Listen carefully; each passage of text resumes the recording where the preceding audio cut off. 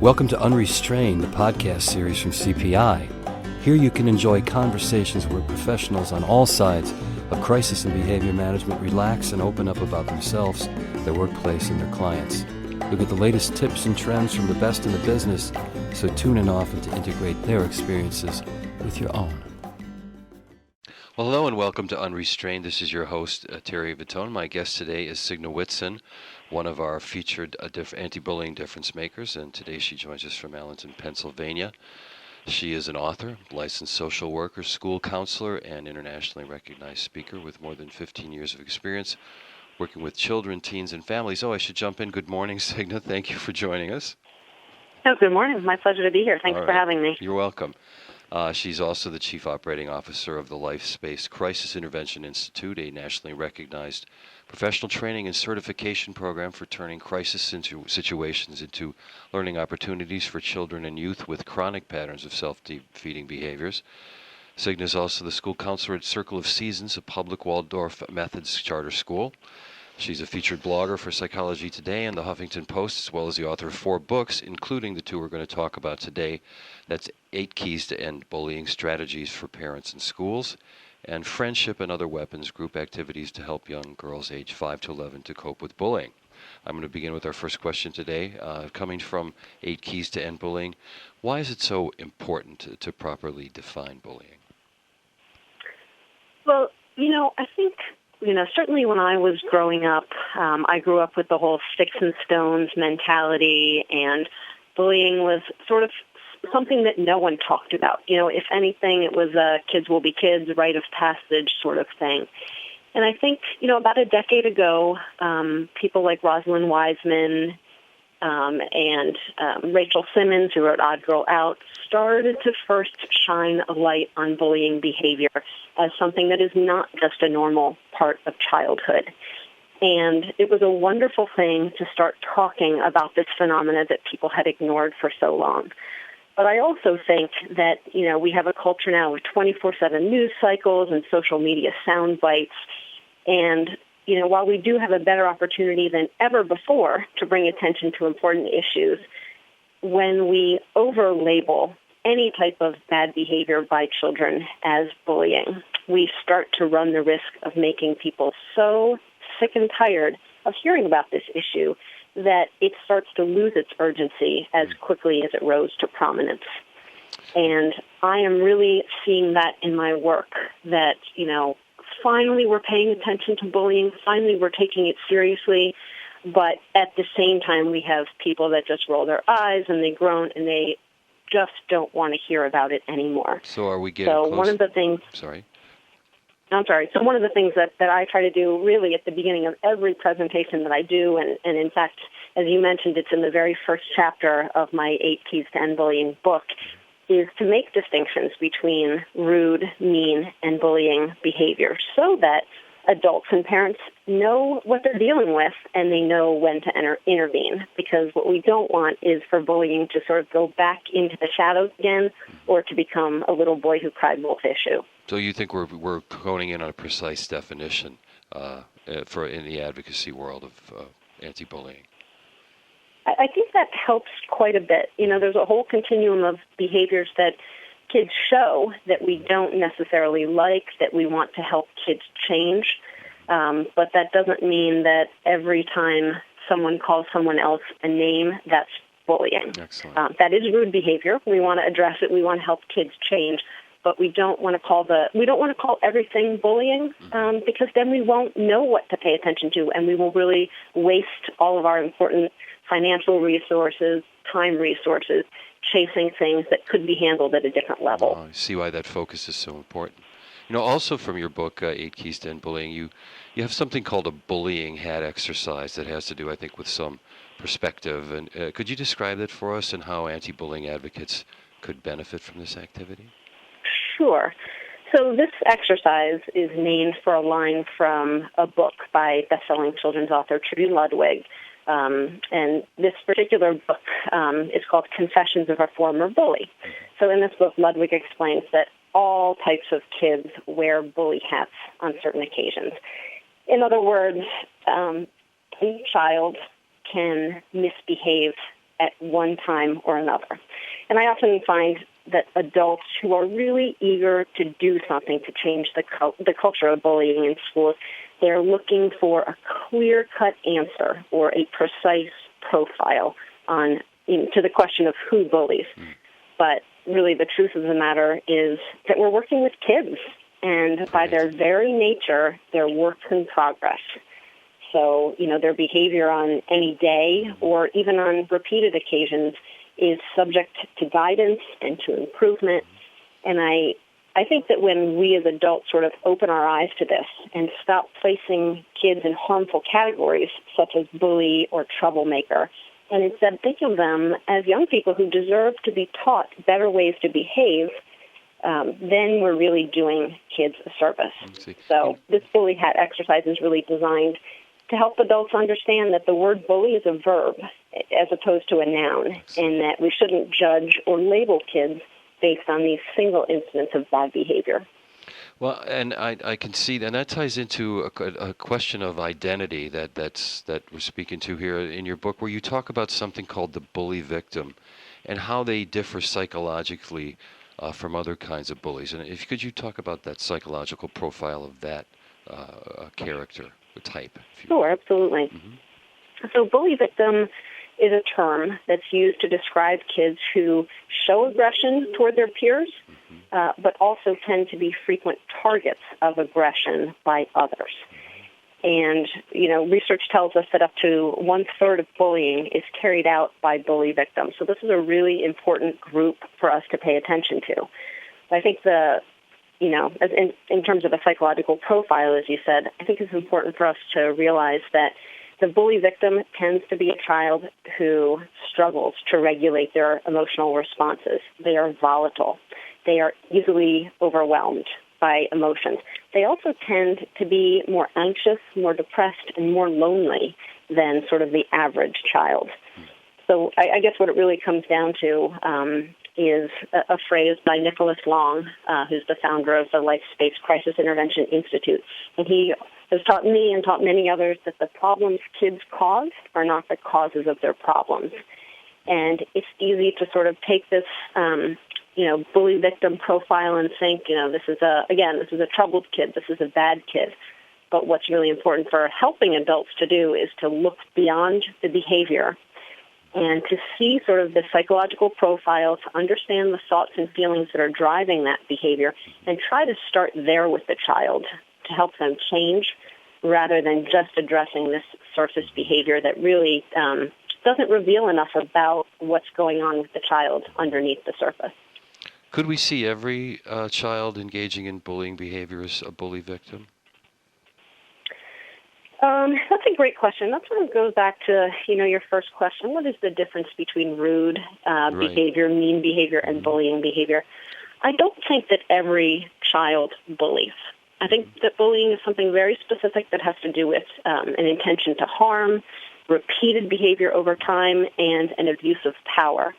I think that all children are rude on occasion. I think that most children are mean from time to time, especially when they're angry or they're in a conflict. But I think that bullying behavior is reserved for, a smaller group of kids that engage in that sort of relentless cruelty that also lacks empathy. I see. Well said. One of the things in 8 Keys and bullying that you talk about is this, where kids don't feel safe talking about when they're the victims of bullying behavior. And you have some good advice in there about making ways to make kids feel safe to talk about the bullying they might be enduring. Could you share that with us? Sure. Your first point is, I think, a really important one for adults to understand, that kids are hesitant to talk about bullying. And there's a lot of good reasons for it. Kids are embarrassed. They're humiliated. They worry that if they reach out to an adult that they're going to be called a tattletale, that their life is only going to get worse.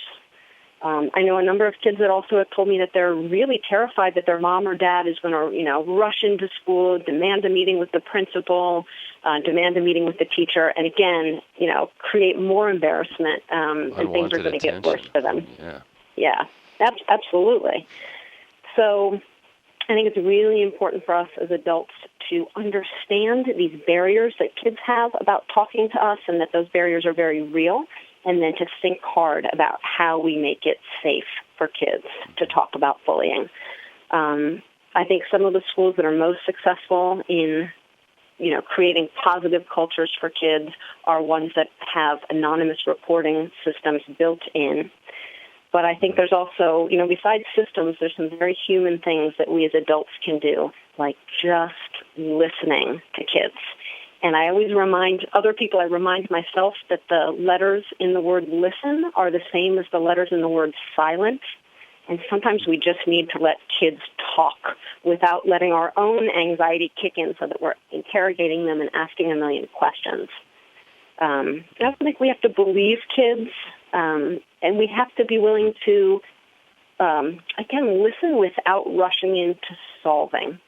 I think as adults, we want to help, we want to make things better, and solving is important, but even more important than that is empowering kids to feel like they can get a handle on this themselves. What we really want is for kids to feel like they can do something about conflict, they can manage it themselves independently and with some dignity, but of course with adult support as well. That's a great goal. It ties into the next thing I was going to ask, and that the environment that these kids that starts to engender a feeling of safety for expressing maybe difficult things in kids. In a classroom, you talk about ways in 8 Keys to make kindness a classroom norm, as something to me that would foster a lot more immediate communication if you were in a caring environment. What are some of the ways that you talk about making a classroom a kinder place for all kinds of students? Oh, well, the good news here is there are so many things that adults can do. And one of my favorite things as I sort of travel around the United States and talk to different teachers is to hear all of the creative things that great teachers are doing. The key to it is that it doesn't have to be big, grandiose, time-consuming things. It's really the little things that teachers do on a day-to-day basis that make kids feel safe. And it really all begins with, I think as you started to say, with the relationships that adults form with students. And I'll give you one great example I'll never forget. A 9-year-old girl ran up to me, and I think it was like a Friday or a Thursday, the end of her first week of school, and she said, Signe, my teacher really likes me this year. And she was just gleeful, is the only way I could describe her. And I told her that was great, and I was happy for her. And I said, how do you know that your teacher likes you so much? And she said, well, every day she stands at the door, and she smiles at me when I walk in, and she already knows my name. Last year, my teacher just sat at her desk, and the only time she talked to any of the kids was when she yelled at us to be quiet. But this teacher smiles at us, and I just know she likes me. I know it's going to be a great year. And I thought, maybe that teacher was missing out on 10 minutes of paperwork that they weren't getting done. But, the time they were saving by having these real relationships with each student and making kindness and concern a classroom norm, that's more important than really any of the academic learning those kids are going to do, or at least it makes possible the academic learning because these kids feel safe emotionally and socially. Well, that's a great example, and one certainly every teacher could, well, like you said, except for the time that the investment is just recognizing the child and smiling and calling them by name. That's great. Yeah, and it was really, that was just the beginning of every day, but that set a tone for how the students taught each other. And I actually told this story in a training once, and I had someone kindly doubt me and say, are you saying that a smile is all we need to prevent bullying? And I said, no, I'm not saying it's just a smile. I get that the problem of bullying in schools is much, much deeper than something that just a smile from a teacher can cure. But what I am saying is that smile every day, making a child feel welcomed and heard and understood is the foundation of a relationship with a young person. And within that relationship, a child feels safe to go to that adult when bullying is occurring. And within that relationship, other kids feel like, you know what, I don't want to hurt my classmate because I really like this teacher and I don't want her to think less of me. That relationship makes all the difference. Excellent. Do you think that sort of climate, that culture you're talking about, the teacher building, do you think, Signe, that relates into the SEL programming that you talk about and how it relates to bullying behavior? And I should make that acronym clear. That's social and emotional learning, correct? Yeah. So I absolutely do think there's a connection there, and I think the teachers that are focused on relationships and these, norms of kindness are the teachers that are also making time for the social emotional learning to happen in their classroom. Research is pretty clear in showing that effective SEL programming drives important social outcomes, such as positive peer relationships, increased levels of caring and empathy, and also a reduction in problem behaviors such as bullying. And what we're also seeing is that kids who receive social emotional learning in their classroom outperform their peers academically and graduate at higher rates. So, there's that question of time again, can I infuse these sort of social skills into my curriculum when I've got so many pressures on me for, standardized testing and benchmarking? But the truth is that the time spent on the SEL learning is time saved on conflict and alienation and parent conferences. That's the time, you sort of front-load the kids with the social, emotional competencies, and then it's time that you don't have to spend on the other things that take away from academic learning. Let's see. See, now you've got a kind of a new book out, Friendship, provocative title, by the way, Friendship and Other Weapons, Group Activities to Help Young Girls Cope with Bullying. Congratulations. Thank you. You're welcome. And you write that that the group activities included in it, they're designed to provide an open, safe, and fun format for girls to talk about the nature of conflict and learn skills for fostering real friendships. Could you tell more about the book and which activities in there that have been really popular that girls and their parents, I imagine, have latched onto and said this is really effective? Well, I'll tell you the inspiration for the book came because, studies show that bullying peaks in middle school.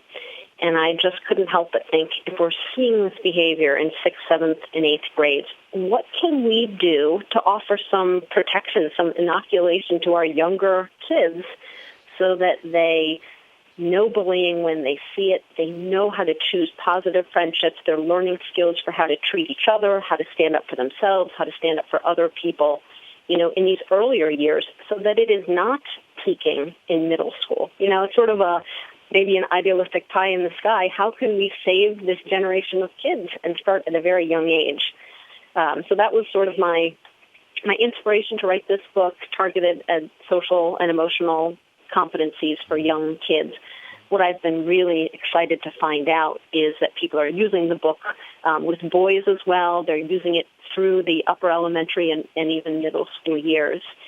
And I think the things that people tell me are most effective are the activities that really focus on giving kids a voice and giving them concrete skills for knowing what to do in a bullying situation.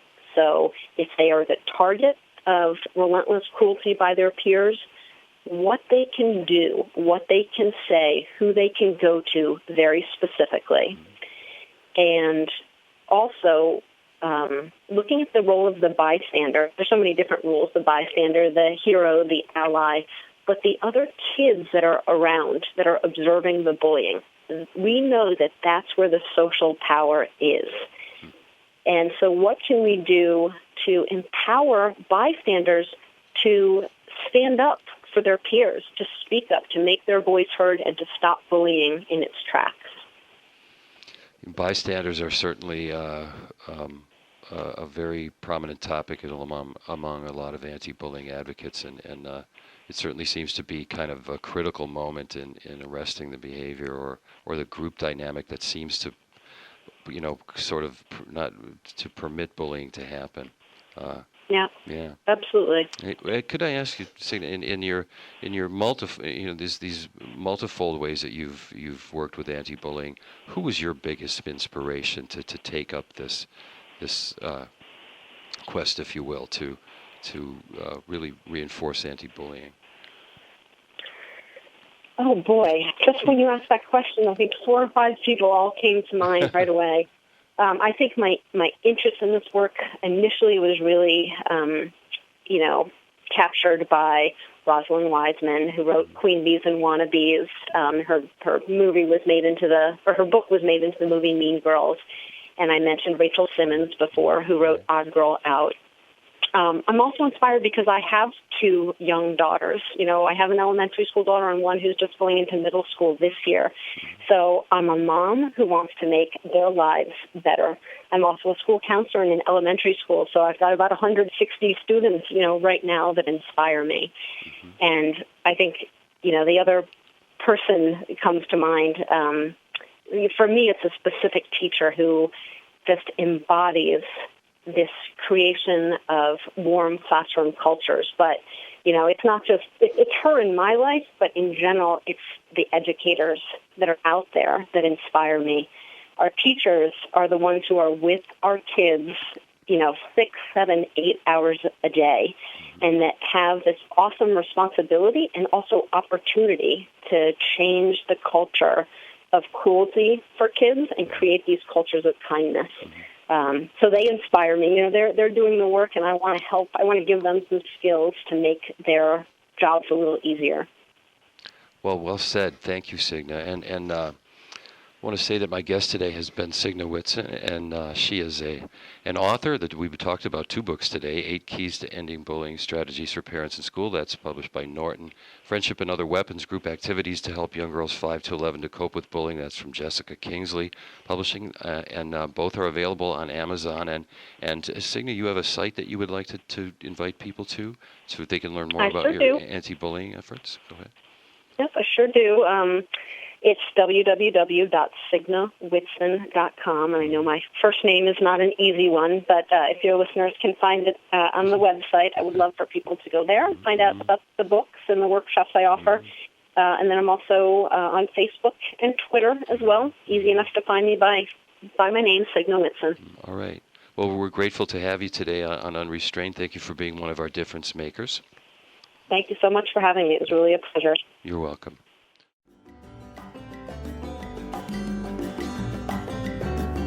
Thank you for joining us today on Unrestrained. Tune in again next week on October 15th when my guest will be author and bullying prevention advocate Michael Dorn. Until then, this is your host, Terry Vitone, hoping your intention is prevention.